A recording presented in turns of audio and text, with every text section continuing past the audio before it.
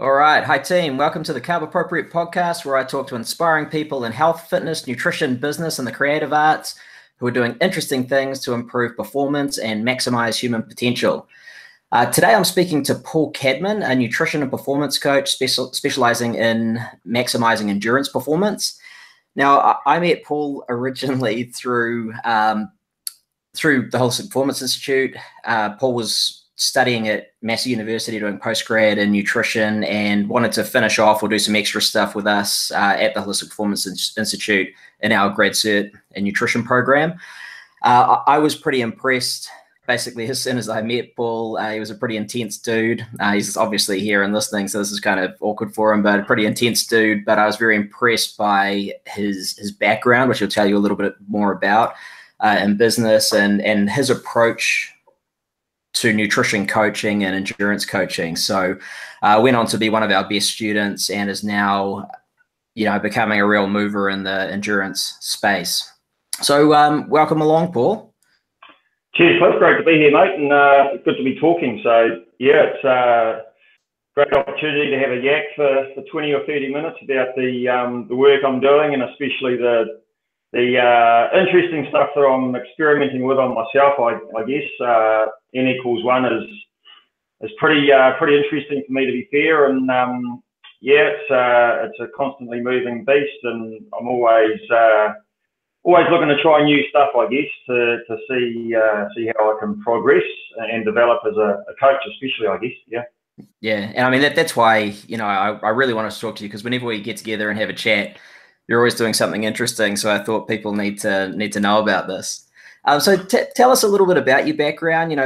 How did you get to this place where you're now working as not just an endurance coach, but as an endurance performance and nutrition coach? Yeah, well, Cliff, I got a long and storied background, I guess, probably. I used to, when I was a teenager and in my early 20s, I was a reasonable football player and went offshore and played a little bit in the UK. And then ultimately came back to New Zealand, did BBS in sport management and started to go down the sport track, I guess. After I qualified, I went back to the UK and did another 5 or 6 years travel. And at that point in time, I started to move away from football. And as a lot of us do, we sort of live the high life, I suppose. Enjoyed getting out and seeing the nightlife in London and around and about. So I guess my sporting prowess slipped a little bit for a few years there, and then came back to New Zealand.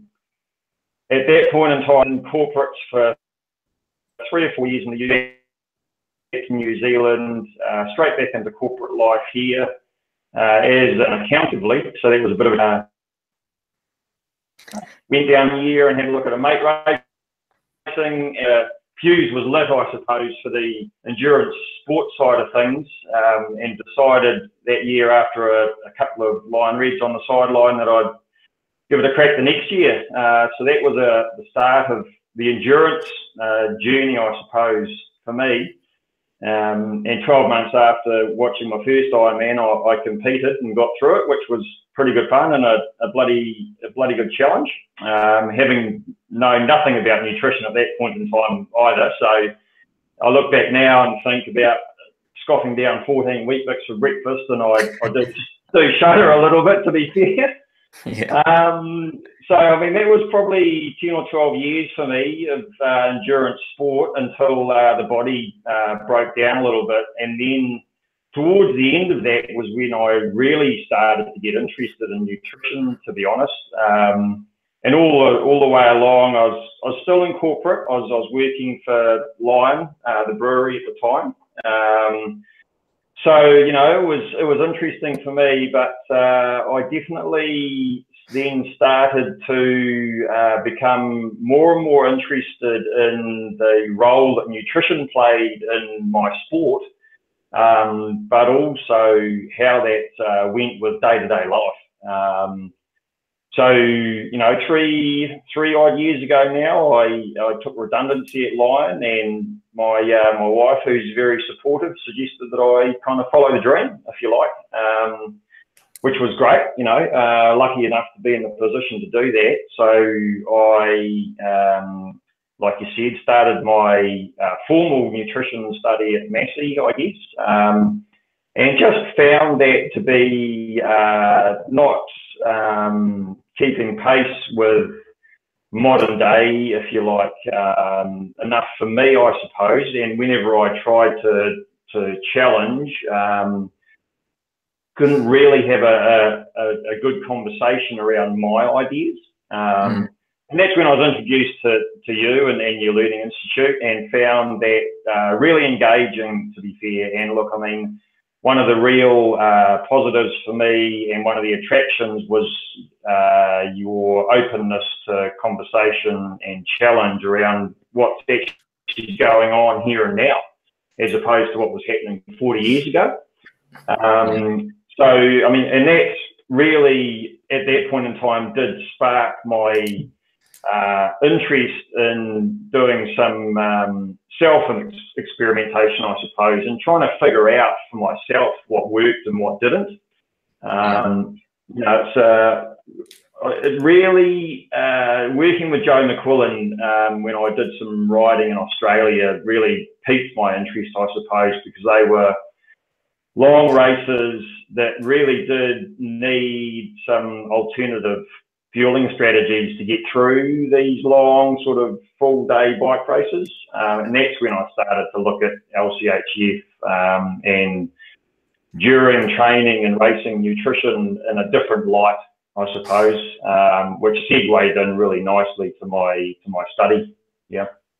Yeah, it's you know, interesting you mentioned Joe, because I think, and for people who don't know him, Joe McQuillan is a senior lecturer down at Waikato University now. He was previously the a lecturer at AUT University and did most of the sports lab sort of stuff up there. But I think Joe is actually the unsung hero of lower carbon nutrition, in New Zealand, because it was really a lot of the stuff that he was seeing in athletes led other academics to start looking into low carb. And I think from what I've heard, he was the first guy to say to a lot of the academics up there that, hey, well, we're seeing this in athletes. Surely this has got an application for diabetes and obesity, right? And then that's when they clicked.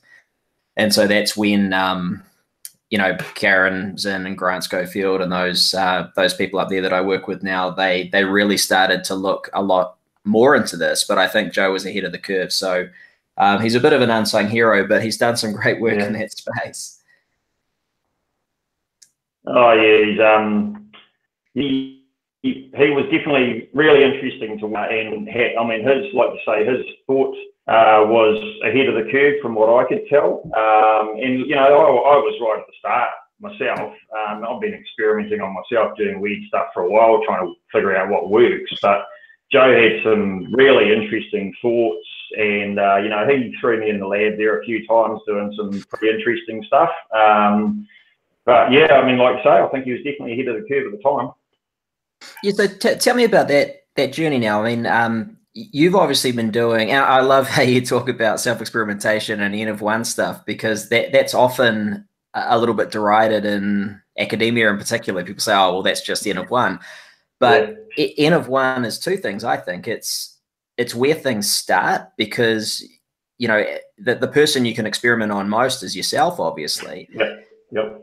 And it's also critically important for the individual. You know, while we must start with best practice isn't going to work 100% for any given individual. So we need to actually start to figure out what works best for someone. I mean, you know, when I was starting out in this field 20 years ago, that's a lot of what we did was, you know, I read about the ketogenic diet in 1996, and that's when I tried it. And I thought, this is weird, this is crazy, but I'm going to give it a crack. And everyone else thought I was nuts, but, you know, you learn so much by doing it. So tell us about some of the cool and interesting things you've been doing with mixed fueling, because that fascinates me, what you've been doing. Gee whiz. Yeah, no, and look, I mean, this is the interesting, one of the interesting pieces in amongst all this clip, because you don't have to ask permission to experiment on yourself, obviously, so you can do what you want, basically. Exactly. No ethics, yeah, exactly. So, and this mixed fueling thing is a really interesting space for me, and I think there's there's a lot of research we can do on ourselves, like you say, because we do have to understand what's right for the individual. So what's right for me isn't going to be right for you, but it will help me to understand and build the picture to actually trial with my clients what could work. I mean, I'll give you an example. I am super interested at the moment in terms of using ketones as an exogenous source. I like the product Super Starch. I think that has real benefit. But I also know for me, I do need some real food when I race and train long. And I also do need carbohydrate as well, because I do burn carbohydrate. I'm not on a ketogenic diet. So for me, trying to figure out the optimum mix is the interesting piece. So, I did a mountain bike race a few months ago now, and I used that. It was a 125k race. It took me about 6.5 hours, I think it was, from memory. And I used that as an opportunity just to trial some things, Leading up to it, I did a couple of rides with some mates down Coromandel, and for those that know the Coromandel, it's pretty lumpy, and if you're riding a mountain bike, it takes a while to get around. The first experiment, if you like, that I tried down there, I piled 4 sachets of Keto OS into a bottle with 2 sachets of Super Starch. So there's, what's that, 50 grams of beta hydroxybutyrate maybe, and probably 50 grams of carbohydrate potentially all up. And we were going for a 5-hour ride, so that was my fuel for the 5 hours. I got to probably 4 hours in reasonable shape, but after that I started to battle a little bit. But the interesting thing in that particular ride for me was that when I got to the last hour, I actually came right. So, I went through a patch where it wasn't great, but I bounced back. So that did start to tell me that this mixed fueling for me had potential. By the way, I took no real food or no carbohydrate by way of gel or anything like that on that ride. So my entire carbohydrate intake for 5 hours was probably 50 grams maybe. Yeah. So not a great deal. And the intensity was high. It wasn't like it was a tourist ride. So, 50 grams of beta hydroxybutyrate, so 10 grams an hour. It's not unreasonable. But I did then read a piece of research that said up to 20 grams of beta hydroxybutyrate was manageable. And then, that sort of spun the wheels for me a little bit, I guess. And I do like to push the limits and see what happens, because the only way you're going to find out is by giving it a crack, right? So, a couple of weeks later, we went back down to Coromandel for another training ride, 6 hours this time. So I kind of thought, well, why don't I double the amount of beta hydroxybutyrate? Because in theory, I should be able to handle it and process it. I put a sachet of Super Starch in there, so 25 grams of carbohydrate. And then I also did this time take some other forms of carbohydrate by way of gel and flipper, just in case. So my plan on that ride was to ride at a tempo pace. So I did know that I'd be burning a lot of carbohydrate because, I was living in a higher intensity zone. Yeah. I didn't try the taste profile of the ketones before the ride, which was probably a mistake, to be fair. And I'm also a firm believer in sodium preloading for longer events or in hotter environments. So my standard approach to sodium preloading would be 750 megs the night before, and then 750 megs the morning of a training session or race. But in this particular ride, I decided I'd put 2,000 megs in about an hour before we started. So that was a change as well, and it did have an unwanted side effect, I suppose you could say. I guess it would. yeah, there's a decent sodium flush going on there. So, I mean, I went into that ride in not great shape, it's fair to say, after the incident with the sodium preload. So I quickly figured out that 2,000 megs for me was probably not the way forward. I jumped on the bike. It was a good hill to start with, probably a 40-minute climb. About halfway up that, I thought I'd start taking my ketones. Took one sip of the bottle and just could not stomach the taste profile. So literally was just too intense. So problems obviously there. I didn't want to use my carbohydrates for the first sort of 2 or 3 hours of the ride if I could help it. So I just belligerently went on riding at a tempo pace for probably 2 or 3 hours, and got to the turnaround point. Still hadn't touched my ketones because I couldn't drink it. It just tasted like rubbish. Pretty much just emptied half of my bottle into the stream to try and get myself back to a state where I could actually drink this stuff. So that kind of paid dividends because I could then at least drink it. But the last 3 hours of that ride were just complete misery. If I'm really honest, it probably took me an hour and a half to get back to anywhere near where I wanted to be. And then the last hour or two was just a complete grovel. So, you know, the learnings for me out of that, taste profile massive, and we probably knew that already. You know, could I have taken 90 odd grams of beta hydroxybutyrate in 6 odd hours? I don't know the answer to that question because I just couldn't drink it. And then I did use all my carbohydrates, so probably 120 odd grams, basically in 2 hours, just to try and get myself back to some sort of position where I could ride a bike. So, I mean, what I learned from it, you know, beta hydroxybutyrate for me, the jury's still out a little bit in terms of where the benefit comes. I am leaning a long way towards the fact that it plays a massive role in maintaining your cognitive function. So, I mean, I think when I reflect on, you know, when I've used beta hydroxybutyrate, I am that much more alert. So my cognitive function is much more heightened than when I would go with a traditional fueling strategy, I suppose you could say. And that's backed up by a couple of the athletes who I coach that have used it as well, and they have said, well, 2 of them are tennis players on the circuit, and one competed at Coast to Coast last year, which is these events, right?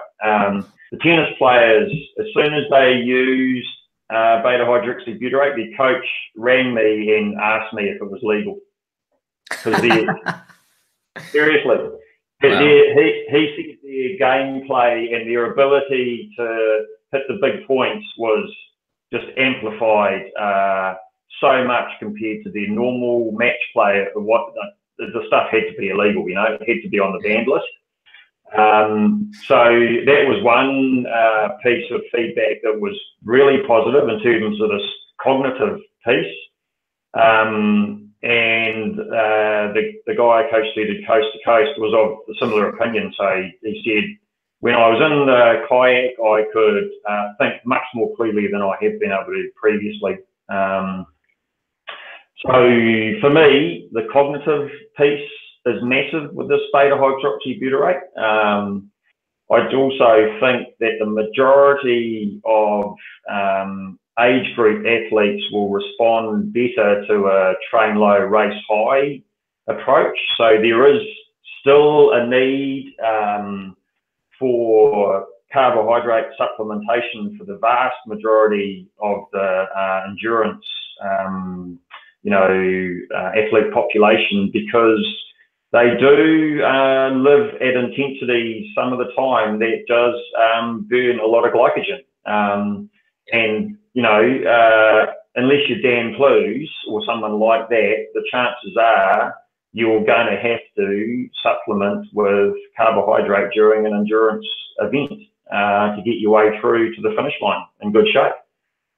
Yeah, and I think there are very few endurance athletes, particularly in that sort of middle ground, who are, and by middle ground I mean sort of middle ground in terms of not being ultra endurance, who don't take any carbohydrate at all. Even some of the athletes that we often mention who we know are very fat adapted and they follow LCHF strategies and they use ketones, either ketone salts or ketone esters during their events. I know for a fact that a lot of them also use things like super starch as a preload, or they use a little bit of super starch or other whole foods, which are providing residual carb throughout the event as well. Yeah, absolutely. I mean, it's I've put a few guys through RER testing in the lab, and you look at the results that come out of that testing when you build the nutrition strategies for these guys when they're racing, especially. If you're out there racing a half Ironman, you're at a reasonably high intensity for, let's say 4.5 to 5 hours. Most of these guys are burning, or a lot of them are burning 2 grams of carbohydrate a minute. Wow. So there's an element in amongst all this of getting their day-to-day nutrition sorted so they can oxidize fat at higher intensities. But I still believe, and from experience, because I went through a round of testing myself, that I'd taken myself so far down the fat oxidation path that my ability to access glycogen had become a little bit impaired. Yeah. So to maintain that higher intensity for me was not out of the question, but I was not mitigating my ability to access glycogen, but I wasn't as effective. Therefore, I couldn't use it as a fuel source as I would want. So if you relate that back to these guys who may burn like 2.5 grams a minute at the moment, well, if you can get them to even 1.5 grams at those tempo higher intensities of a half Ironman race, they still are going to require some carbohydrate somewhere to deliver them to the finish line. Exactly. That's interesting you say that, actually, because it's a similar number when I think about it to Joe and I actually did some field research going back. I'm thinking it must be at least 15 years. We were doing some field research with 24-hour mountain bike races. Yeah. And we found that they were requiring, because they weren't fat adapted athletes, they were requiring about 1.5 grams of carbohydrate per kilo of body weight per hour. So, you equate that to a 80-kilo athlete requiring about 120 grams of carbohydrate per hour. It's exactly the number that you just said. Hey, but I mean, the interesting thing here is, where the role that gut training plays in amongst all this, right? So I'm going to go into a gut training block for myself pretty soon, because I'm just laying the foundation for next summer for myself. But I am going to do a little bit of experimenting and gut training for 5 or 6 weeks, and just try and see if I can get my gut to the point where I can clear sort of 120 to 150 grams of carbohydrate an hour, which means I'm going to have to take a lot of fluid as well. Yeah. So, I think a lot of people underestimate the role that gut training has in amongst all this as well. And I mean, the question that I ask myself, I suppose, is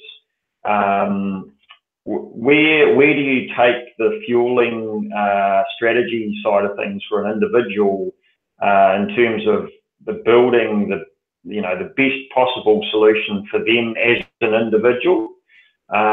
Because if you can put them through a gut training block, which then amplifies their ability to process carbohydrates, that means they can, in theory, utilize it as a fuel source through these half Ironman type events to get them to the finish line faster, with a small tweak to their day-to-day nutrition to get them oxidizing fat at higher intensity, or for them the highest intensity they can.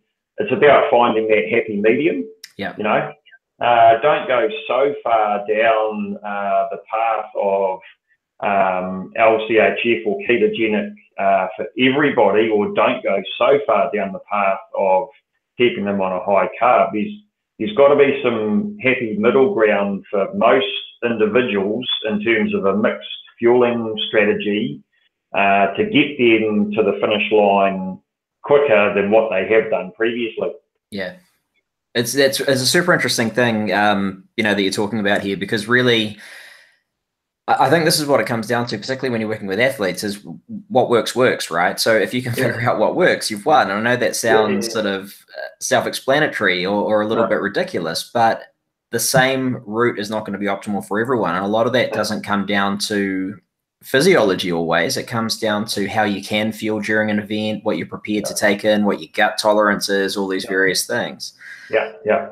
And if we become dogmatic about, I'm in favor of high carb versus I'm in favor of low carb, and you've got these sort of meaningless battles, because at the end of the day, if you've got someone who's winning, then he's winning or he or she is winning for a reason. It might be despite their nutrition, but it's probably not. They're probably, if people are at the very top level and winning world championships and things, it's seldom that they get to that point being completely oblivious to their nutritional requirements. And while that can be tweaked, having a coach like yourself who can actually look at that stuff and really help them to mix fuel, I think is pretty cool. And, obviously one of the reasons I wanted to talk to you today is to let people know that there are people out there like yourself doing this, and that people can get support to do it as well. Yeah, and one of the interesting things in amongst all this for me has been actually convincing people to try. You know what I mean? So I think this is one of the biggest battles in amongst all this a lot of the time is people want to just take a pill and that's the answer. Yeah. A lot of people aren't, or take some convincing to actually invest some time to trial this sort of stuff, because what you're effectively saying is you might have to fail to get the answer. Exactly. You probably do, right? Yeah. I mean, take me as an example, right? I mean, I know that 8 sachets of ketone in a bottle is not going to work because I can't drink it. And the cool thing is you probably could have guessed that, but you had to give it a crack anyway, right? Well, hey, look, I mean, here's the flip side to it, right? If I'd managed to get 8 sachets in and the super starch and the carbohydrate, I probably would have been on fire. That's right, exactly. And that's actually something I was thinking about before we started chatting today. I actually read quite a lot, and it's predominantly focused on mainstream people, but there's a lot of discussion around, for example, if you take exogenous ketones, people are really worried about the effect of having mixed fuels in the body. They're worried that if you have, a carb-containing diet and you're adding in ketones and things like that, there's all these sort of calamitous effects that people talk about. And, I don't even really want to talk about that because I don't think it's legit. But even if it is, it probably doesn't apply to athletes because, one of the things that we're sort of talking around here without talking specifically to is that, as you've mentioned, if you're in a long event and you're going at a pretty good rate, you're going to be using a shitload of fuel. And you're not going to have a problem with any top athlete of them being under-fueled over a very long event. The key is they're going to, over-fueled in a very long event. They're going to be under-fueled regardless. So it's all about the efficiency of getting that fuel in, I think. This is part about the discussion, right? Because, I mean, and it's the interesting sort of anecdote that you give athletes who might not necessarily have been in the sport for a long time. And if you think about Ironman as an example, you know, look, guys, the bike is where you have a really strong nutrition strategy and set yourself up for the run. You know, and at the start of the run, you don't run hard because you just need to control the intensity because it's a marathon after all. But you know what? When you get to 10 or 15K into the run or whatever it is, you put whatever you can into your body to get you to the finish line. I don't care what it is. Exactly. Yeah. It's fuel at the end of the day, right? That's what we're trying to get into the body. And if it's ketones that help us think and put one foot after the other, and if it's you know, carbohydrates and a little bit of protein, a little bit of fat that goes well for you, that helps you to actually move forward along with your hydration, so be it. Yeah. I think people forget that we are extremely adaptive omnivores, and we should be able to deal with a lot of stuff. So that's that whole idea of metabolic flexibility, metabolic efficiency. Yeah. Hey, look, I mean, that you touch on a really interesting point there around metabolic efficiency, because you know, that's a real interest point of mine. And I think that, you know, my philosophy around metabolic efficiency is exactly that. It's about being able to utilize whatever you put into your body, within reason, obviously, to keep you moving forward. And for me, in an endurance event. You know, like, I'd love to get hold of some of the guys that do Gonzo and stuff like that, who pretty much sleep deprived, have to move forward for 5 days in a row to get to the finish line in whatever conditions, you know, because they literally have to put whatever they can into their body to get them from A to B over like almost a week. Exactly. That experience is very similar to the work I've done with Special Forces guys in the Army. Because we basically, even if they're not going to perform optimally, we want them to be performing as close to optimal as possible under extreme duress. You know, sometimes they can't eat at all when they're out on exercise, and they still need to keep on going. So I often have them, you know, doing 3 or 4 day fasts or even 5 day fasts and still training intensely through that. Initially, it's brutal, but they develop, you know, they adapt and they become pretty proficient at working at near maximal intensity or near maximal performance, I should say, for long periods of time with basically no exogenous fuel. And I mean, you jogged my memory here. I mean, when I travelled back from the UK, I went through India and Nepal with a couple of mates. And one of the things we did was we thought, oh, bugger it, you know, we're just going to get the bus to the end of the road and walk to base camp at Everest type thing, because that's just what you did. But, you know, like you say, I can tell you that food, the higher you go up the mountain at Everest, gets bloody expensive because people have got to carry it up there. And if you haven't got much cash swirling around in the pockets, you don't eat a great deal. But you can still operate and go forward, like you say, on not a lot of fuel. You know, and you and I talk a lot about hydration. And so I think, you know, you get your hydration strategy right.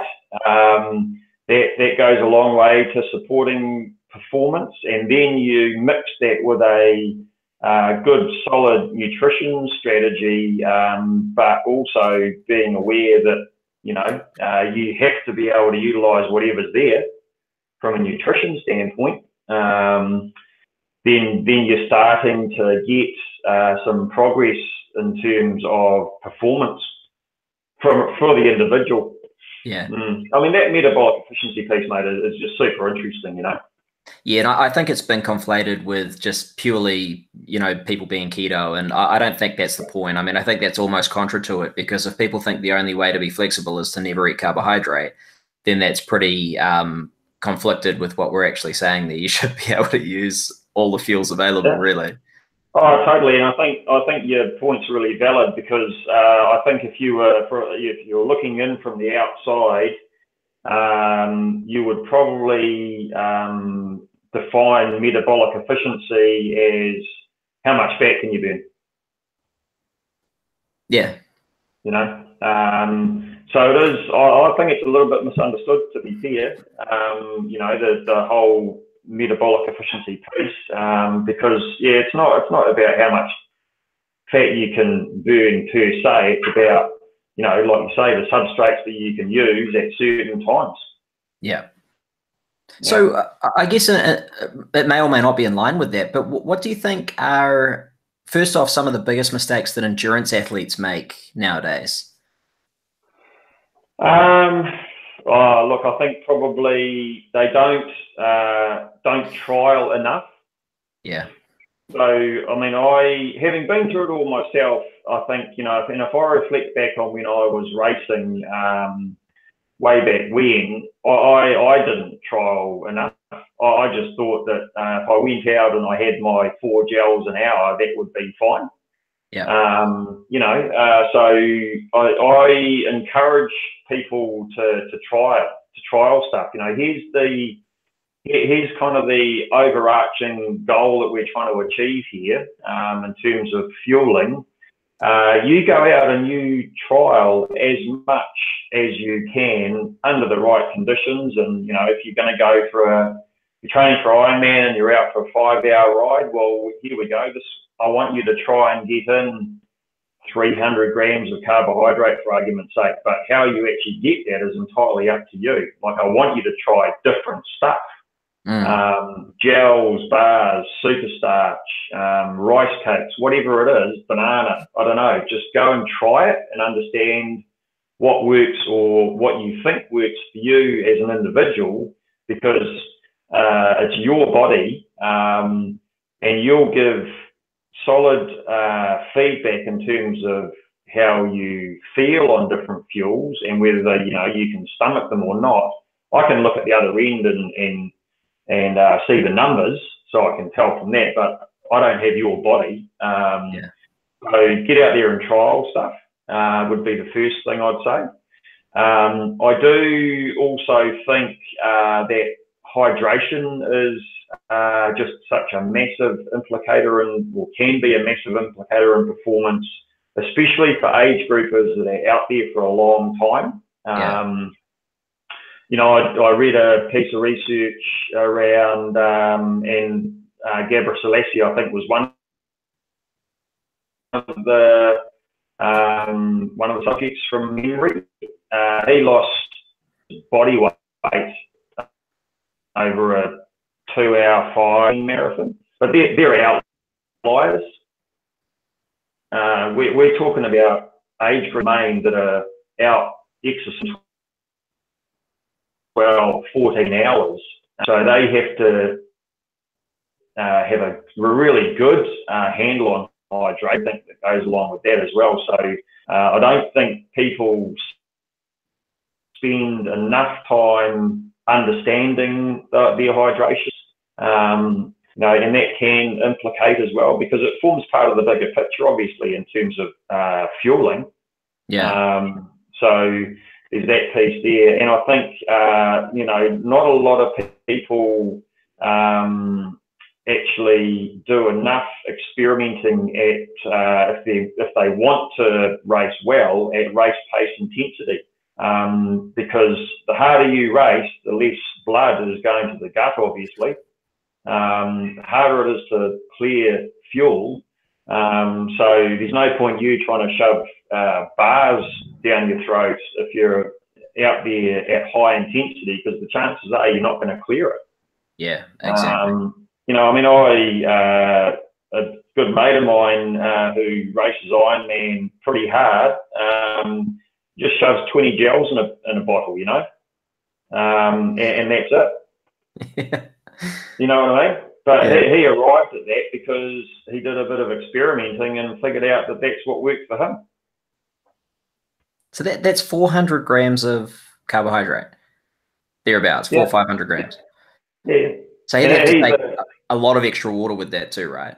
Yeah. Well, I mean, this is the interesting thing. I mean, there are outliers again where, you know, some people have the constitution to be able to process that amount of fuel outside of the norm, if you like. And again, if you don't try, you don't know.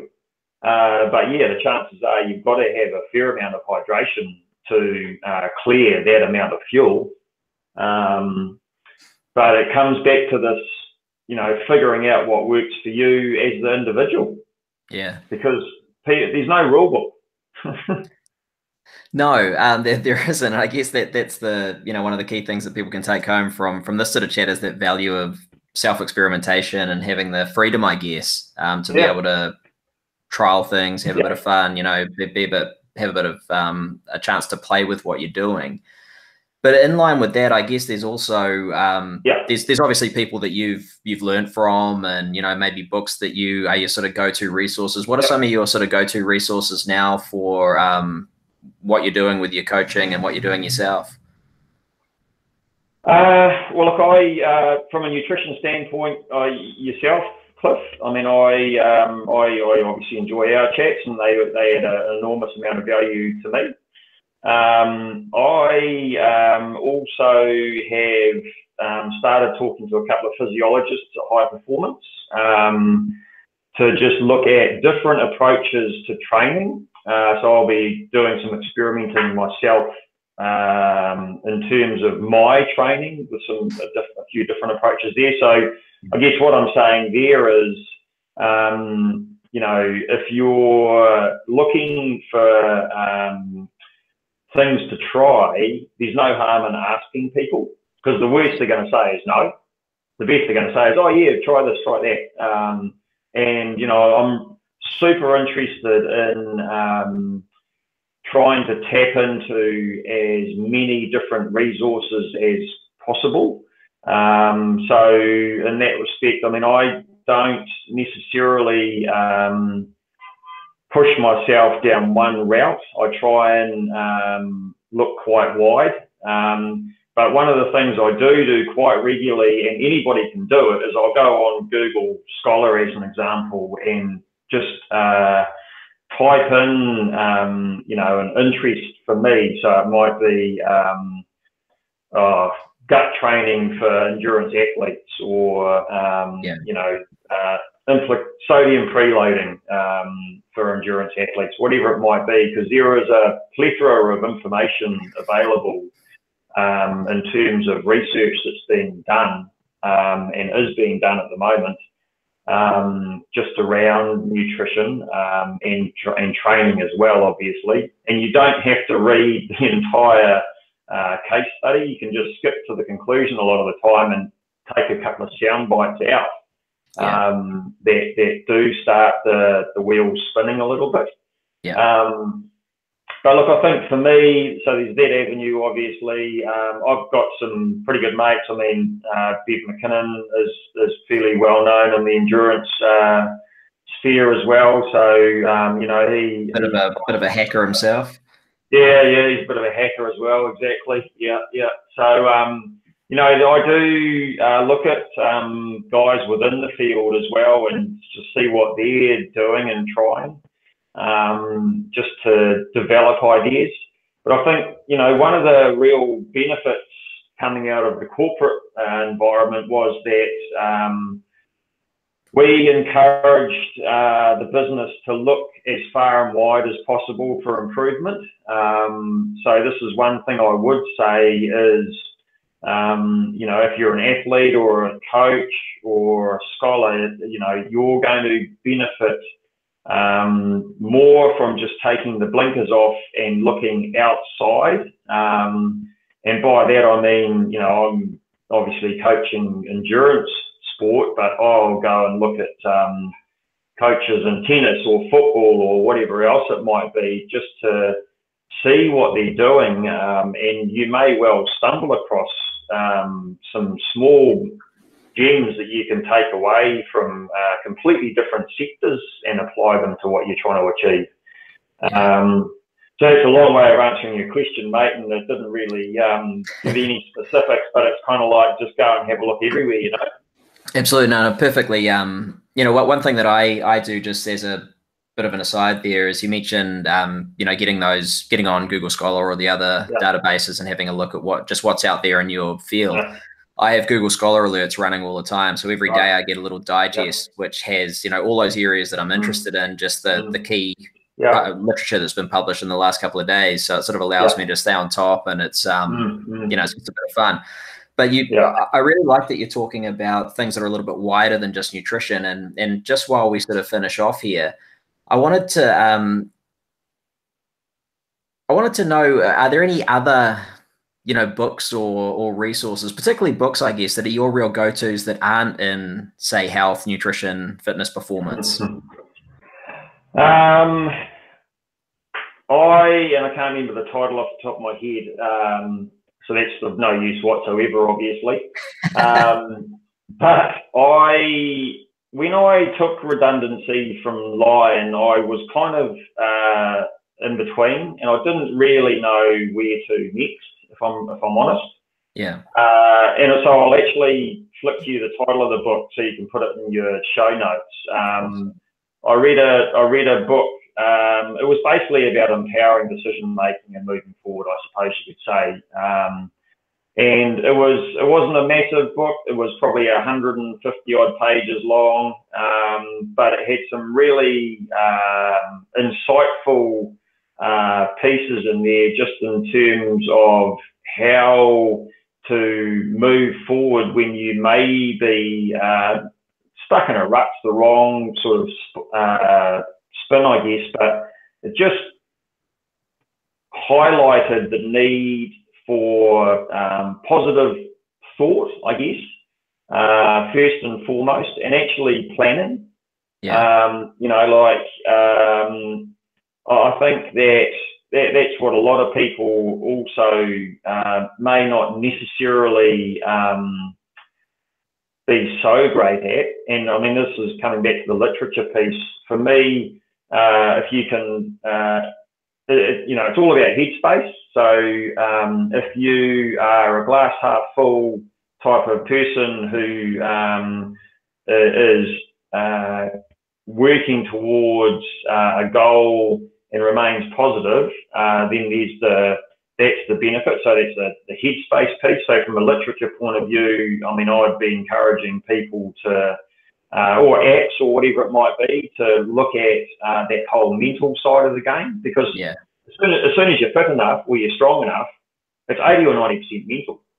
Definitely. You know? Yeah. So there's that piece there in terms of literature that I would go to. So that's the headspace side of things. And then the planning side of things, like I was a commercial director in my old life, so I used to read planning literature till it was coming out of my ears, because I just am such a firm believer that a strong planning foundation and ability to plan will be the cornerstone for success a lot of the time. You've got to be able to go with the flow, obviously, but being able to plan is key too.